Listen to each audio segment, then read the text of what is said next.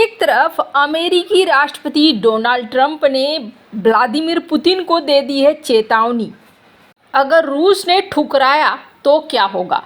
तो वहीं राष्ट्रपति पुतिन ने सीज फायर को लेकर बयान देते समय पीएम मोदी और डोनाल्ड ट्रंप को थैंक यू क्यों कहा।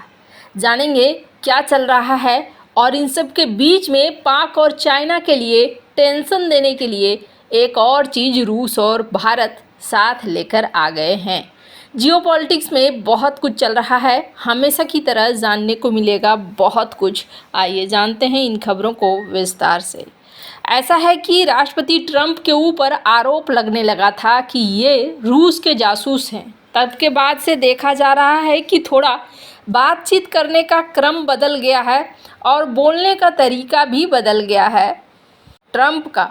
अमेरिकी राष्ट्रपति डोनाल्ड ट्रंप ने रूसी राष्ट्रपति व्लादिमीर पुतिन को चेतावनी दी है कि अगर रूस ने यूक्रेन के साथ 30 दिन के संघर्ष विराम प्रस्ताव को ठुकराया तो इसके विनाशकारी परिणाम होंगे। ये चेतावनी ट्रंप ने नाटो महासचिव मार्क रूटे के साथ व्हाइट हाउस में बैठक के दौरान दी। ट्रंप ने कहा कि पुतिन का यूक्रेन में संघर्ष विराम पर बयान बहुत आशाजनक था, लेकिन अगर रूस इसे स्वीकार नहीं करता है तो ये दुनिया के लिए एक निराशाजनक वाला क्षण होगा।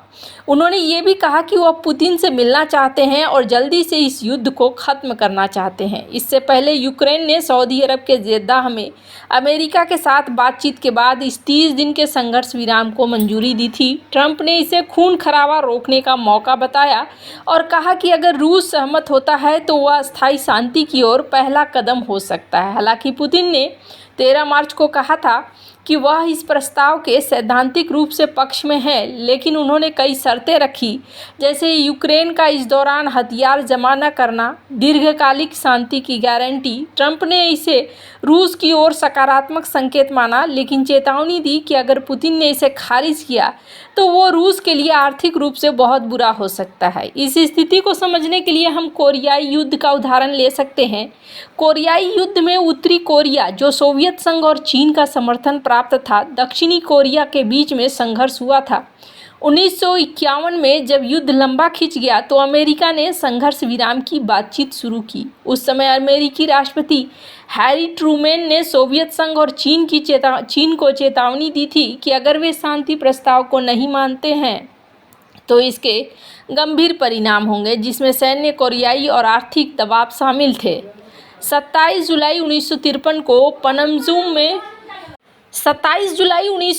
को पनजुम में एक संघर्ष विराम समझौता हुआ, जिसने युद्ध को औपचारिक रूप से खत्म नहीं किया बल्कि लड़ाई को रोक दिया। इस समझौते में दोनों पक्षों को अपनी सेनाओं को 38वें समानांतर के पास डिमिलिटराइज जोन में रखना पड़ा, लेकिन यह शांति अस्थायी थी क्योंकि मूल विवाद हल नहीं हुआ था और आज तक उत्तरी और दक्षिणी कोरिया तकनीकी रूप से युद्ध में है।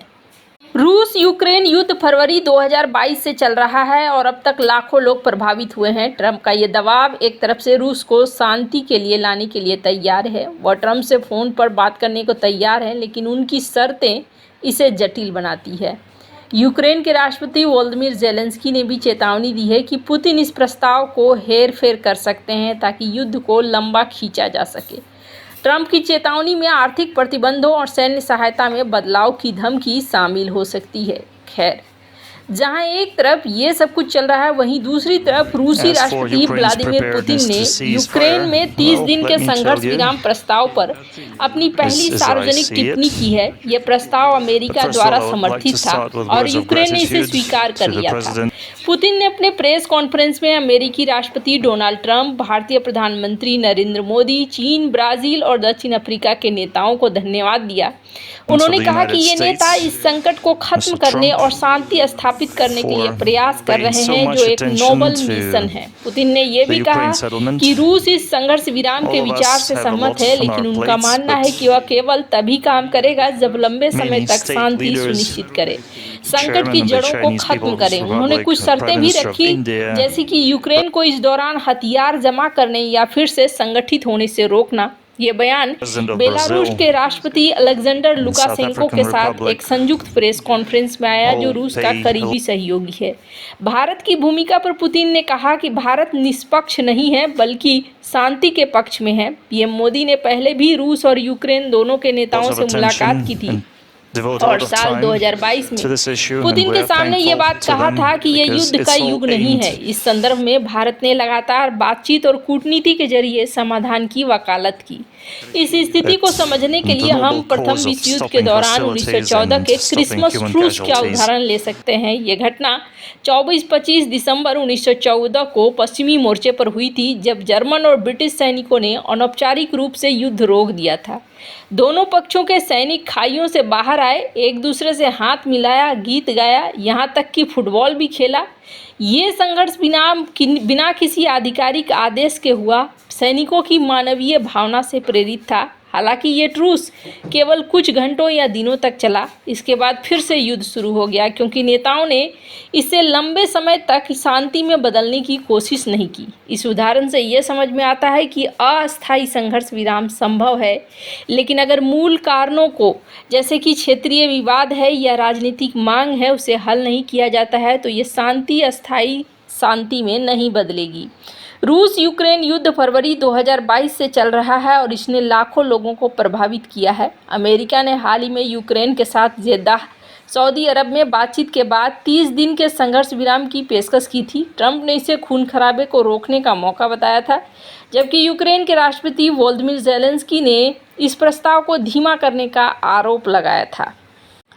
भारत को इस मामले में थैंक्स कहने के पीछे और भी कई सारे कारण हैं, जैसे कि यहाँ पर भारत रूस का हर तरीके से सहयोग भी करता रहा है। अभी भारत ने $248 मिलियन का डील साइन किया है रूस के साथ बैटल टैंक इंजन्स के लिए। इसके अलावा ये भी देखने को मिल रहा है कि R-37M मिसाइल, जो कि एक किलर वेपन है, इसके लिए भी एक कॉन्ट्रैक्ट साइन हुआ है। रूस की सरकारी हथियार कंपनी रोजनबोरोन एक्सपोर्ट ने भारत को R-37M मिसाइल को संयुक्त रूप से विकसित करने और उत्पादन करने का प्रस्ताव दिया है। ये मिसाइल बहुत शक्तिशाली है, इसे राफेल जेट जैसे विमानों पर इस्तेमाल किया जा सकता है। ये कदम भारत के रक्षा क्षेत्र को मजबूत करने की दिशा में एक बहुत बड़ा कदम माना जा रहा है। खबर के मुताबिक रूस और भारत न केवल इस मिसाइल को बनाने पर चर्चा कर रहे हैं, बल्कि इसे तीसरे देशों को बेचने की संभावना पर भी विचार कर रहे हैं, जैसा कि ब्रह्मोस मिसाइल के साथ पहले ही हो चुका है।